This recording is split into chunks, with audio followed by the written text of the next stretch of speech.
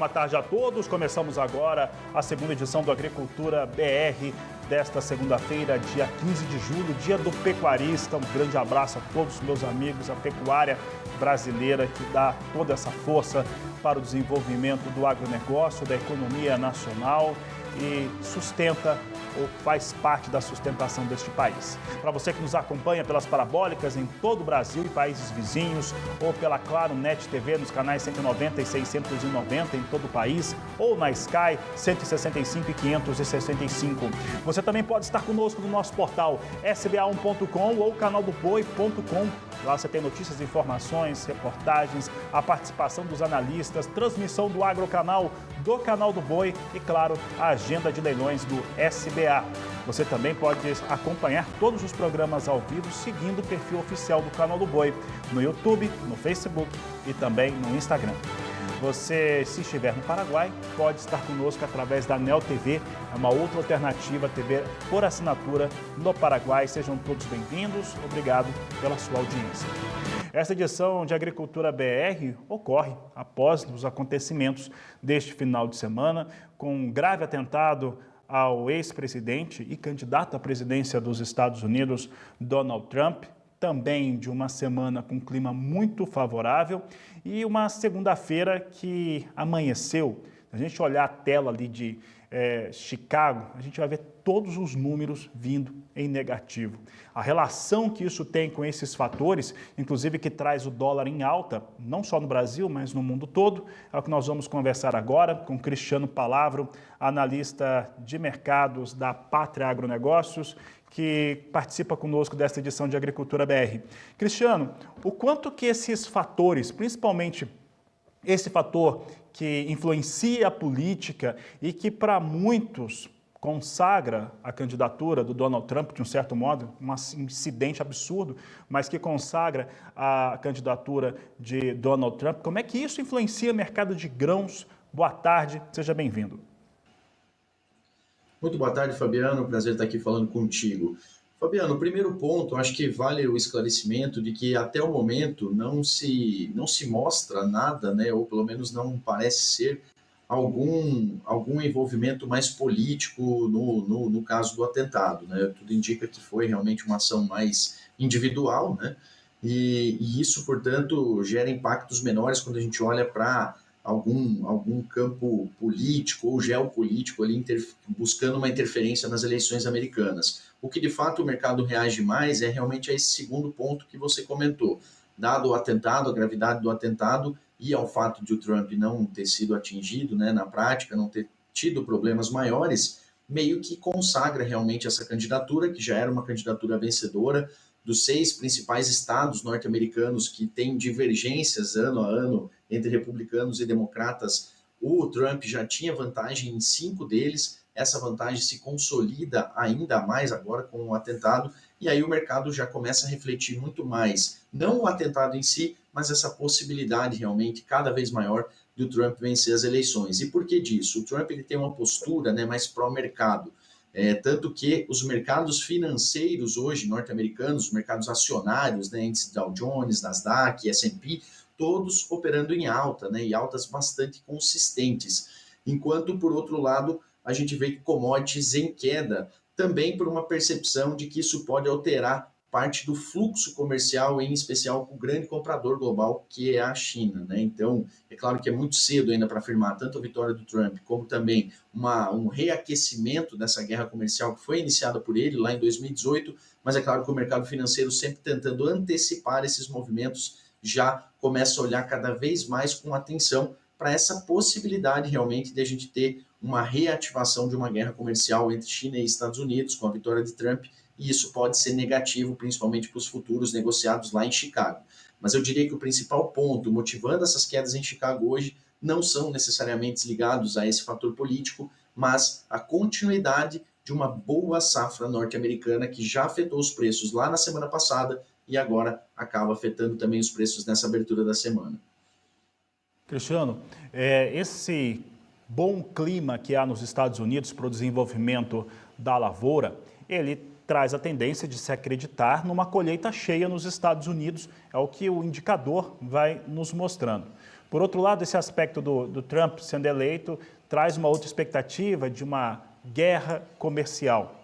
Ao passo que os dois fatores ocorrem, a Bolsa de Chicago ela recente. Né? Quando a gente olha o mercado financeiro, as ações das empresas do Donald Trump até subiram, estavam subindo agora há pouco, antes do Agricultura BR entrar no ar. Mas em relação ao mercado de commodities, isso está trazendo um ressentimento. Vai produzir mais e pode ser mais complicado para a comercialização. Neste caso, né, confirmando uma safra cheia e Donald Trump presidente, como é que fica a precificação no caso de soja, de milho, não só no Brasil, mas também em outros países, trigo também, por que não dizer, em relação a estes fatores, já que muito provavelmente a China vai trazer mais uma vez retaliação. A precificação deixa de olhar tanto para Chicago se esses dois elementos se confirmarem? De fato, pode recordar, né, o que aconteceu lá em 2018, onde a gente pegou o nosso mercado com muita correlação com as movimentações de Chicago. É claro que ela fez na formação do preço, mas o que direcionou mais o nosso mercado foram os prêmios de exportação.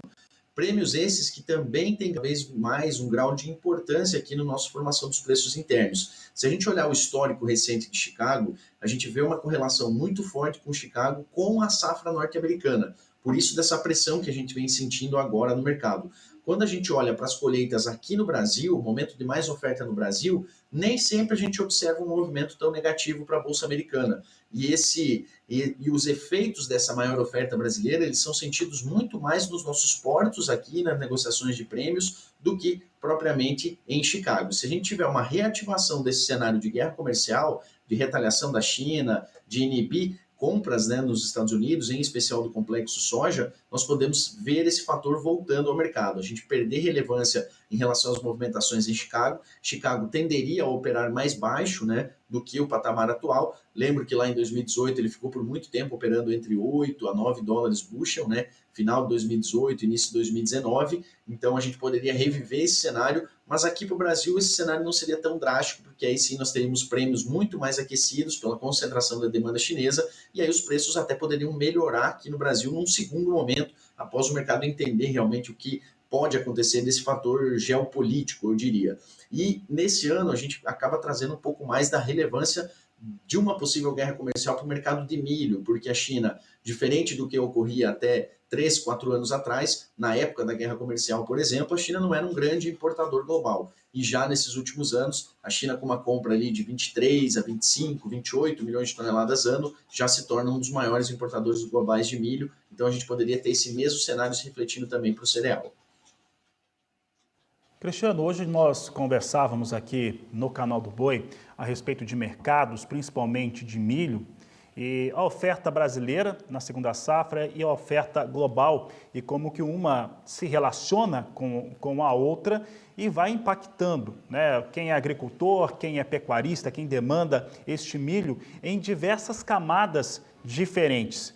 Quais são hoje os motivos, né, que precificam, ou argumentos que precificam o milho no Brasil? Porque a nossa relação aqui, quando a gente calcula em capacidade de troca do pecuarista, por exemplo, ela vai subindo, vai ficando mais positiva a favor da arroba.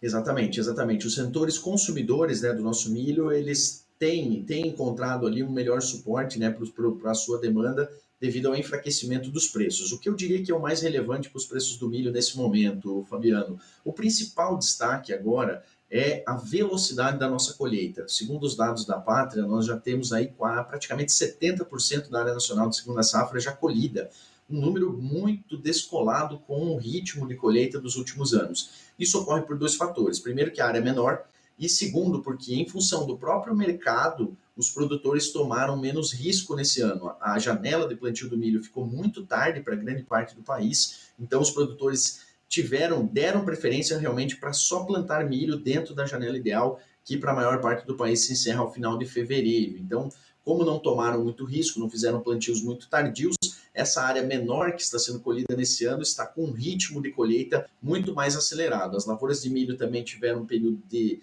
de maturação e secagem mais rápido esse ano.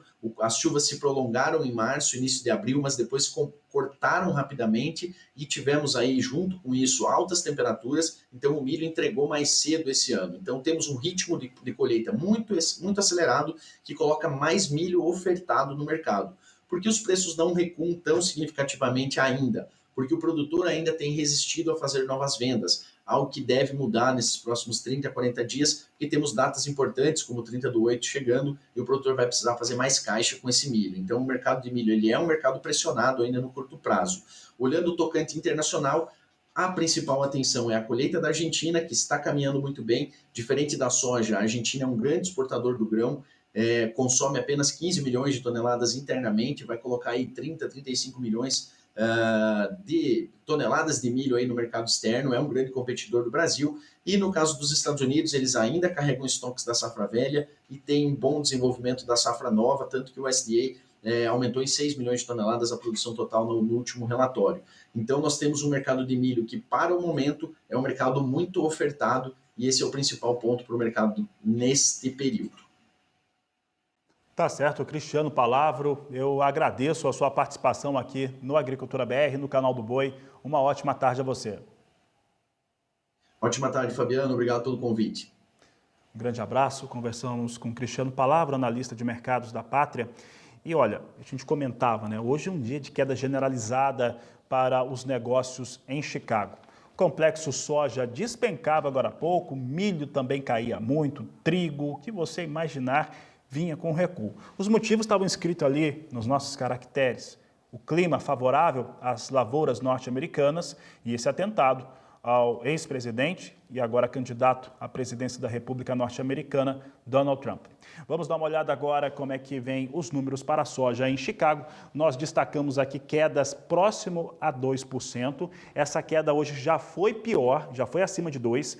Posição de agosto a $10,84 o bushel, queda de 1,90%. Setembro, $10,39 mais 8 bushel, queda de 1,77%. Novembro é a posição de maior liquidez, onde está precificada a lavoura americana $10,47 o bushel, queda de 1,71%. E janeiro, $10,61 mais 7 bushel, queda de 1,73%. São os números que eu destaco agora no Agricultura BR. E aproveito para destacar informações da economia. Isso porque o Índice de Atividades Econômica, o IBR, ele trouxe um crescimento de 0,25% no mês de maio. Esse índice ele é importante porque ele é uma espécie de prévia do PIB. E nesta prévia do PIB, se somar todos os fatores que já foram colocados mês a mês, se traz uma previsão ali na casa de 1,80% na soma simples em relação aos números identificados mês a mês. Um outro dado importante é como que o dólar vinha operando hoje. O dólar, assim como o mercado financeiro de uma maneira geral, vinha bastante influenciada, aí sim, direto, pelos cenários que foram criados a partir do atentado a Donald Trump e também algumas expectativas de posicionamento diferente do Banco Central norte-americano. Com isso, nós tínhamos principalmente o dólar subindo no mundo todo. Dessa vez não é só no Brasil, subia no mundo todo.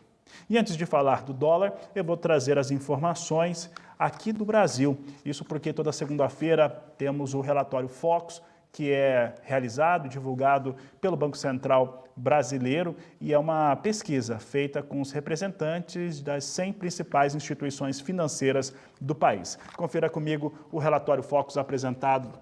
Nesta segunda-feira, nós trazemos aqui os números e eu sempre peço para você ficar de olho em 2024, porque são os números que ficam mais simples de se enxergar, ter mais precisão. Como eu digo sempre, se 24 já é muito complicado, imagina comentar 25 e 26. O IPCA, que é o Índice de Preços ao Consumidor Amplo, teve uma ligeira redução. Ele estava estimado em 4,02% na semana passada, cai para 4%. O PIB, Produto Interno Bruto, subiu 0,01% em uma semana, vindo para R$ 2,11. Dólar sobe também, na estimativa de encerrar o ano a R$ 5,22, 2 centavos a mais do que se esperava na última semana. Taxa Selic permanece com a expectativa de encerrar em 10,5% o ano de 2024. Nas demais colunas temos as expectativas para 25 e 26, mas na verdade, como eu disse, foca em 24, porque realmente a economia e os fatores domésticos aqui no Brasil sobre o aspecto econômico e político são extremamente complexos para se cravar aqueles números. Então, foca no ano de 2024, até esses próximos 5 meses e meio que ainda faltam, que fica mais simples o entendimento. Dito isso, o dólar vinha em alta, você acompanha a moeda norte-americana, nós trazemos aqui dólar a R$ 5,44, a alta é de 0,30%, essa alta já foi maior, essa alta já chegou hoje a 0,64% e agora vem com 0,30, dólar a R$ 5,44 no momento. Aproveito para falar então de soja no Porto. Você acompanha comigo como é que vem o valor de referência para Paranaguá e Santos. Entrega no mês de agosto, Santos R$ 135,00 a saca, Porto de Paranaguá R$ 134,50 a saca para entrega em agosto, de acordo com a apuração da Grãos Corretora. A nossa coordenadora Karine, ela fazia o comparativo com o começo do mês e praticamente perde R$ 10,00 a saca de 60 quilos na referência portuária.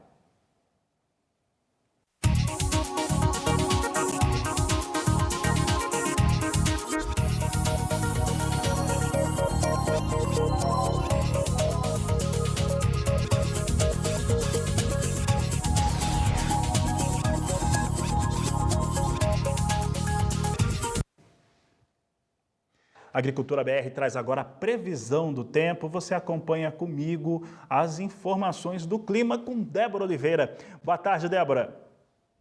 Boa tarde, Fabiane. Boa tarde a todos. A semeadura do trigo no Paraná está praticamente concluída, segundo o Departamento de Economia Rural, o DERAL. Grande parte das lavouras se encontram em fase de florescimento e frutificação. E em muitas dessas áreas ainda não houve chuva significativa após o plantio. Entre as lavouras contempladas pelas precipitações, as chuvas chegaram tarde demais e o potencial produtivo foi reduzido.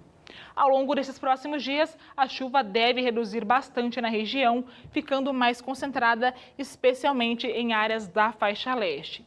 Essa condição deve beneficiar aqueles produtores que precisam avançar com os trabalhos em campo.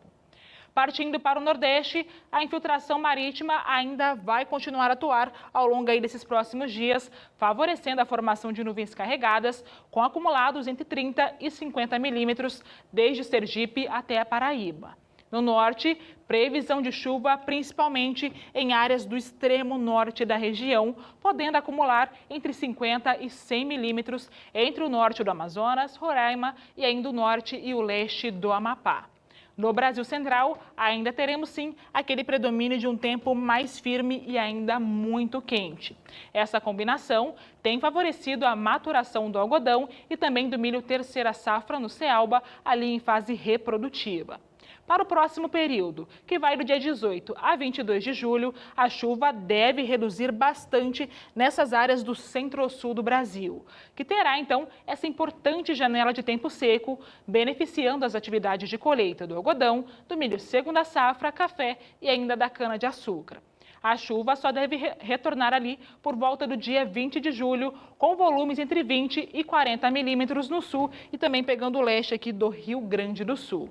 Na faixa leste nordestina, ainda teremos acumulados que vão variar entre 20 a chegando até 40 milímetros desde Salvador até Natal, por conta aí dessa infiltração marítima.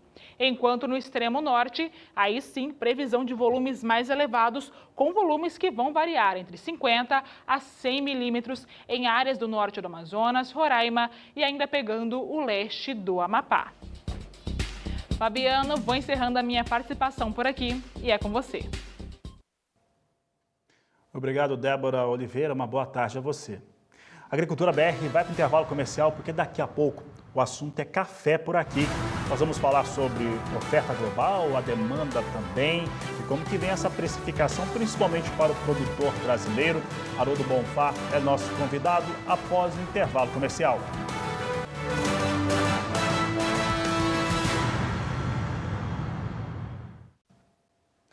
Agricultura BR de volta e agora para trazer em destaque o mercado do café. Vamos falar um pouco da demanda pelo café, a oferta brasileira, principalmente de arábica, em plena colheita, vindo com uma produção, claro, mais alta aqui do último ano, e a precificação aqui no Brasil. Para falar a respeito deste assunto, nós vamos conversar com Haroldo Bonfá, que participa conosco dessa edição do Canal do Boi, do Agricultura BR. Haroldo, obrigado pela sua participação mais uma vez aqui conosco. Como é que esse mercado está se posicionando frente à demanda e principalmente à colheita brasileira em 2024? Boa tarde, seja bem-vindo. Boa tarde, Fabiano. Boa tarde a todos. Bom, é uma incógnita que a cada dia nos traz uma surpresa, vide as bolsas aí de Nova York e Londres. Temos aí um volume muito grande esperado da colheita brasileira. Nós estamos falando aí em termos de 70, 68 milhões de sacas colhidas. Dessa maneira, a gente está incluindo aí já o Conilon, que já está quase no finalzinho, e o Arábica, que já está bem adiantado.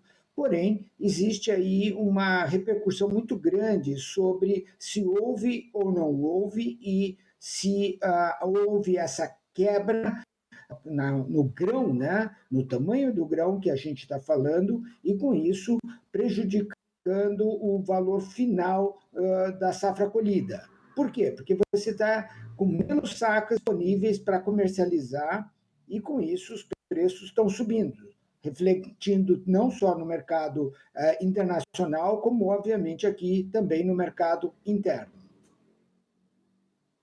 Bonfá, e quando a gente fala desse produtor, principalmente o cafeicultor de arábica, como é que ele tem comercializado e enviado esse produto dele para as cooperativas ou travado junto às tradings que operam no setor?